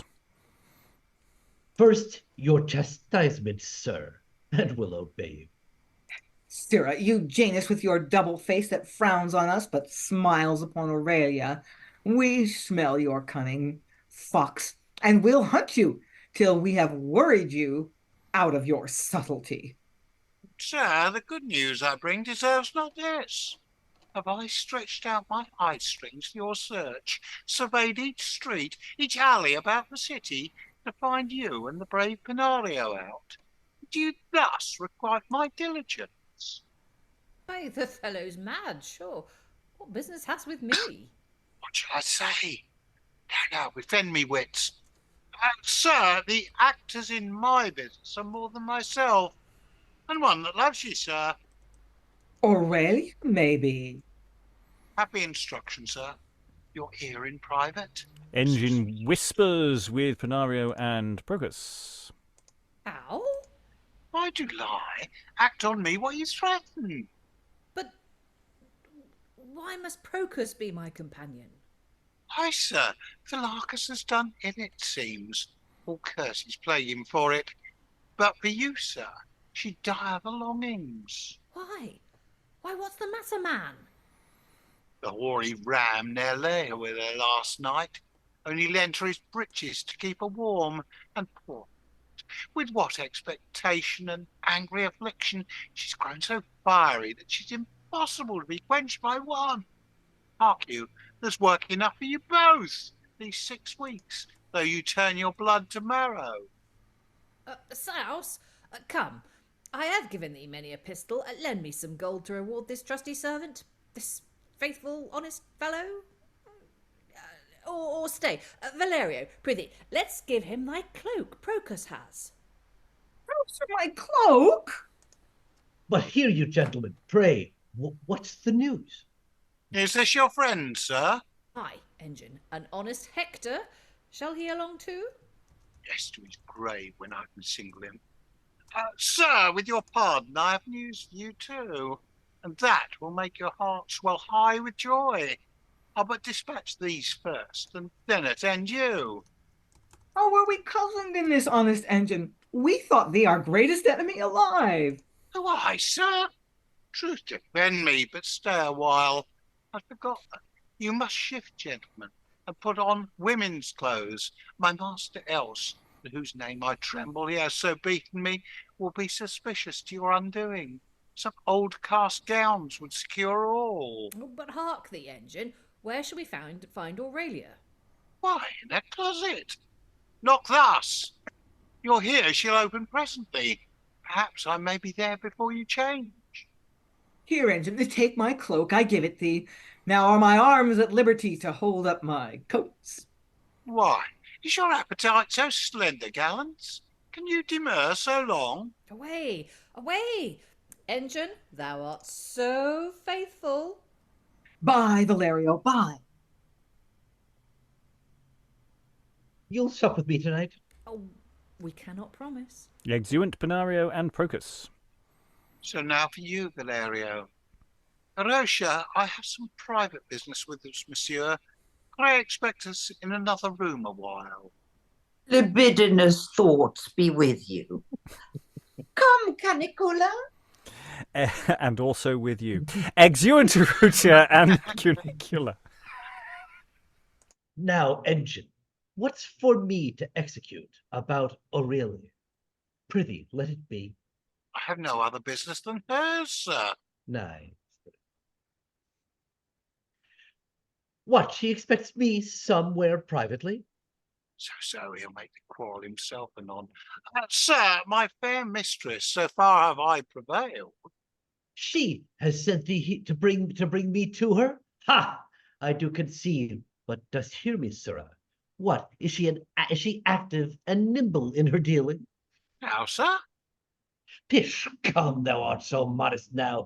Faith, when didst hug her last? I know thou hast done't. Here none but friends, man. Yes, a deadly foe, and to raise courage in you. First take that! Strikes him.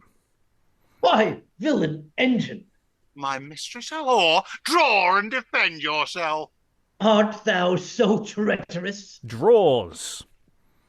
Thy blow, base groom, has forfeited thy life. Valerio falls. Your prophecy proves false, sir. Enter Erotia. Murder! Murder! Or, open but thy jaws again, I'll split 'em. Reply not, but hearken and obey me. Thou mutterest, I'll carve thy skin into escutcheons for his hearse. By all my fears and all that's good, I will not. Engin gives her more money. Let this confirm you, which if you prosecute, with fortunate success shall still flow to you. Why, this is the fee to make us fire the city. he be lost, use full care for his concealment. Then, with your fair disciple here, be sure you meet me at Aurelia's house this night. The hour. About 6. I must not stay. Farewell. Exit Engin. Oh. Fetch some strong water, quick, Cunicula. There may be hope of life. How do you do, sir? Who's there? Erotia. Yes. Then I have dreamt. Here's the water, mistress. He drinks. So. Take comfort. Lass, how weak he is. Fetch the backwater by my bedside. Cunny! That will make him spring again, though his heart were dead. Foiled by a villain. My unlucky fate. And exit. Now there's a sequence with so many potential innuendos, sight gags, business. It's full of business. All of this stuff that Cunicula is basically just stealing money, and then they have to try and figure out. And it's like these poor punters are sitting there going, "Have we got enough money to scrape together for the lady?" And it's like, no, I said 6. You can't cut. No, sorry.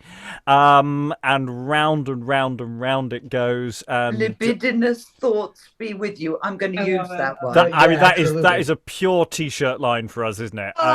I think that's got to go on the merch. That would be my exit line if embroidery. It's needlepoint.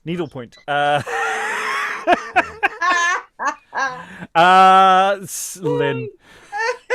And Procus. I mean, I hate to have to say this because I'm Procus, but I'm sorry, what a moron. It's just like he can't be the sharpest knife in the drawer if he's just had his pocket pick and he's like, oh, I lost all my money. I wonder what happened to it. Yeah.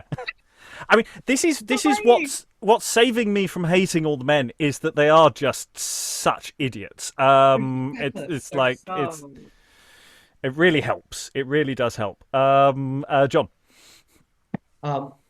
You can see Engin setting this whole thing up. So now he's going to have them change into women's clothes and go into the closet. And we already know who's in the closet. So he's setting up this ridiculously awkward scene.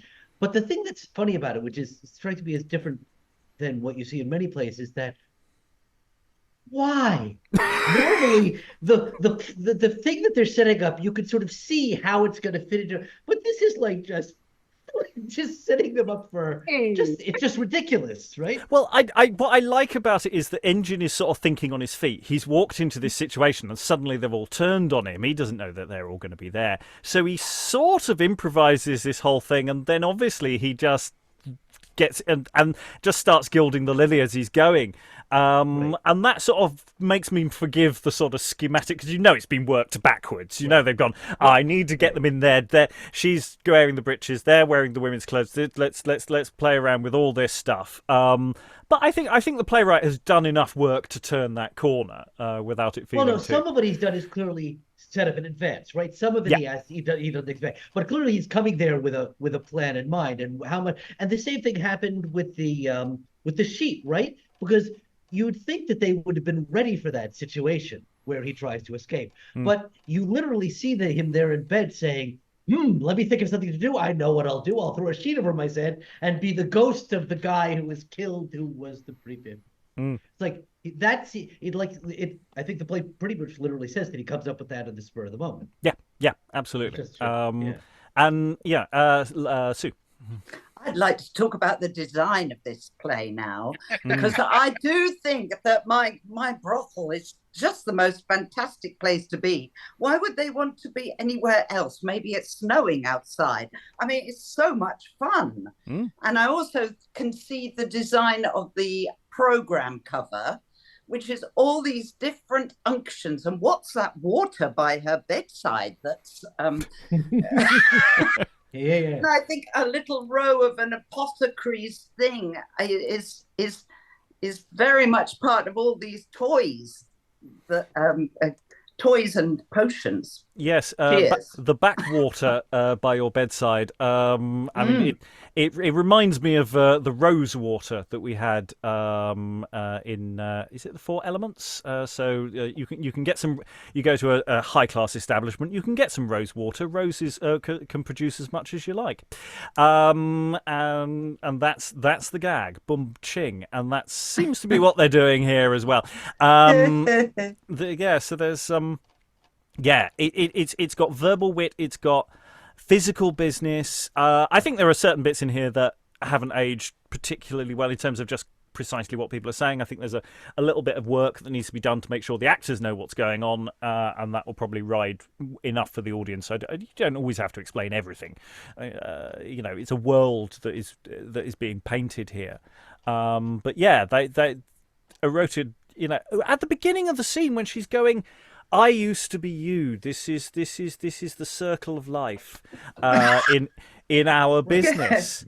And the first thing she got from being that popular was broth, which I was yes, potato pasties. Yeah. No, but potato pasties there. But she's became what it made her was the owner of a brothel, and the thing she got was broth. I mean, it was lovely, pretty clear. Yeah. Okay. And Susan, thank you. That was great. It was really Do you think I was enjoying myself? Yeah. I couldn't tell really, but it worked out. Well, I mean, considering I'm in Drury Lane and I'm right next, and there was a very famous brothel exactly where this flat was, wasn't it, Sarah? I told you about that, which was where the orgy painting of the Rake's Progress. It was exactly here, and I'm one street away from where this was printed in Russell Street. I think it might have been written by a woman. It's so much fun. It is. I have to say, there are minor textual issues that need to be sorted out. There is one crossover between two scenes that needs sorting out, but otherwise this is bouncing along incredibly well. And for a comedy, of course, it has the additional advantage of being quite short. We're not sitting here going, we need to cut this down for time.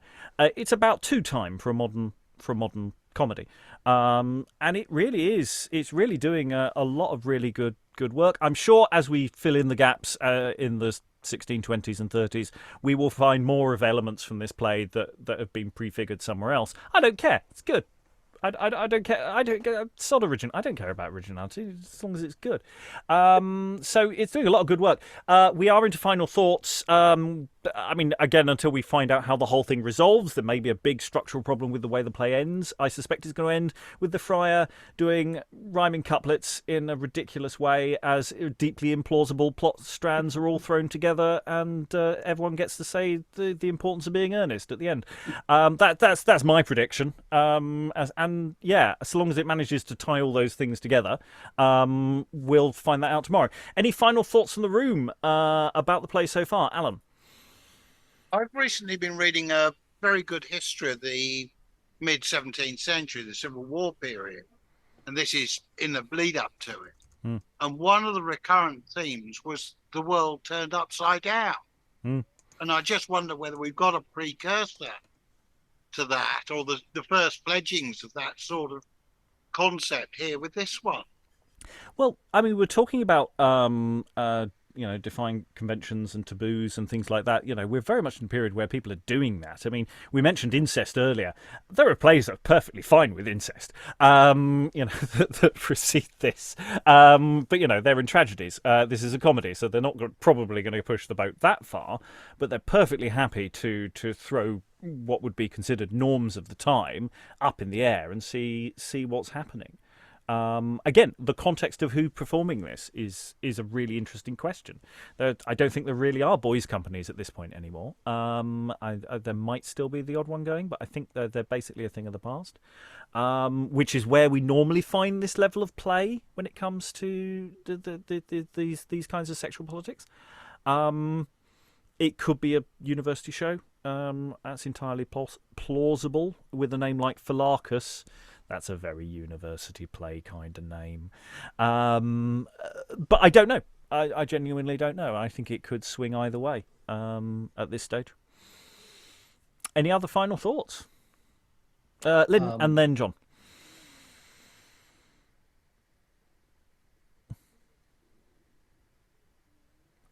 Oh, for a mute button. I'm really enjoying how dirty this is. It's just like, oh yeah, she needs both of y'all in there. Like she's so hot. It's hard to imagine something like that being written, around the turn of the century, around 1600. It's sort of interesting to me. Also, it just sort of occurs to me that periodization helps us get our head around the way any art form has, or history itself has progressed. So we like to put things in little periods, and you would think an 18-year gap in performance in professional theater, well, that's a good place to put at the end of one period and the beginning of another. There was no commercial theater for 18 years, but this is so restoration in its interest in sex, that really more continuity than we usually acknowledge. Yeah, I think those are almost foppish. No, I think you're absolutely right. The restoration period is a great, and you get the pucker restoration. Those first few years is this great scrabbling around to get theatre back on its feet, and they're drawing either exclusively from, old plays from this period, or plays that are existing in France, all of which are feeding from the same trough. I think that's absolutely a reason, that's one of the reasons why it's a bit of a shame we stop at 1642 and we don't rattle on at a time, when this play could actually have so much more reach, because of course it would be performed by actual women from 1660 onwards, and that's an interesting question about what then happens to these characters and how they function and what happens with Aurelia as opposed to with a boy player. It's a very different. It has a slightly different meaning. John. Yeah, I think the world turned upside down thing is pretty much on target, but I also think it's also generally typical of the idea of comedy as a genre in the first place, which we always associate with carnival and the time of years where people shift places and shift. I mean, I think that's not an unusual thing, even in the previous period. The over the top thing. Again, I think I think it looks very much like this particular period, but I think it's also, there's a lot of over the top.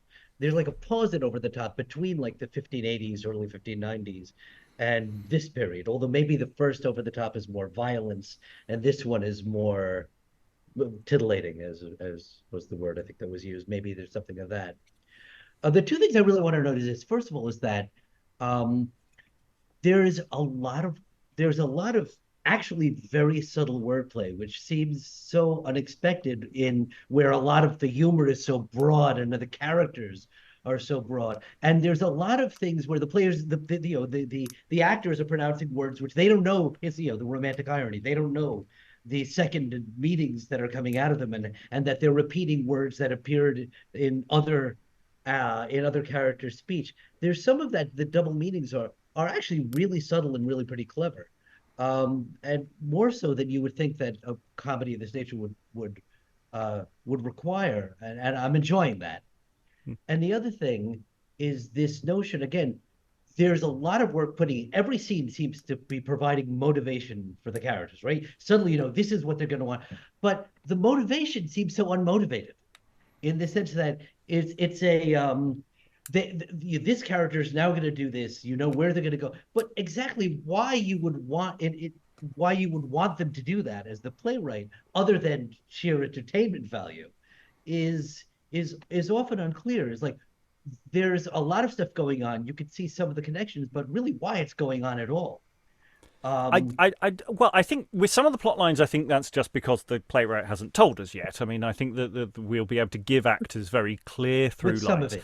But with the sort of the lads, I mean, I don't think they have motivations beyond their desires that gets them into these scrapes. And they're sort of just bimbling around in that sense. No, but I mean motivation, even in the more local sense, in the sense that you set up a scrape, but that scrape, I mean, when Engin comes to this last scene. He has something in mind. He wants them to. He's coming there as part of a plan, right? But the things that he's setting up seem ridiculous, but they don't sound very. It doesn't.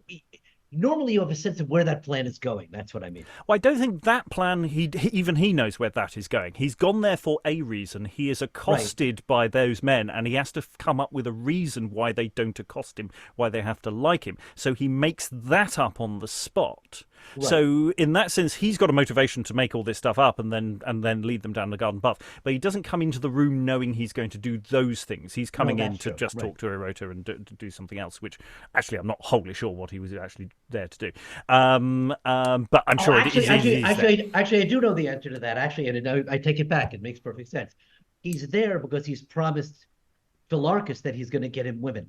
Oh, yes, so yes, he did. He said in the previous scene. To get the woman, and then he's coming there to get essentially Cuny. And then he finds them and he decides, you know what's going to be better if I have them dress up and they're going to be the women. Actually, it makes perfect sense. Yes. Susan? I'm enjoying that we're not overloaded with religion and guilt as in our usual plays that we do. I'm absolutely skipping because we don't have that lowering Catholicism going on. Although, of course, it's France. And is there a reason for that? For those of you who are better on history. But isn't it nice to be free? Yeah, I mean the friar doesn't seem to be particularly fussed about doctrine. He's too busy putting together his rhyming couplets, so he doesn't have time. I think the play just doesn't care. The playwright I don't think cares either. Very briefly, Alan, then I'm going to close the session. I must admit, I think the description of this happening in Paris is change the names of the places to protect the innocent. Yeah, I mean it could be anywhere. Got a very London feel. Yeah. Yeah. Okay. Well, we've enjoyed The Ghost very much. Woo! I need to get a sheet for next time. I hope The Ghost returns and things go on. So yeah, we've enjoyed this so far. Hopefully, it will end satisfactorily. Only 2 sessions for this one. Join us next time to see whether the curse of the final session will strike and it all turns into a blobby mess that we feel slightly ashamed about. But that is the kind of thing that probably happens in Erotia's establishment all the time. All that remains is thank all the wonderful readers for all their wonderful reading. Thank you very much, everyone, and goodbye. Never piss when people look on us.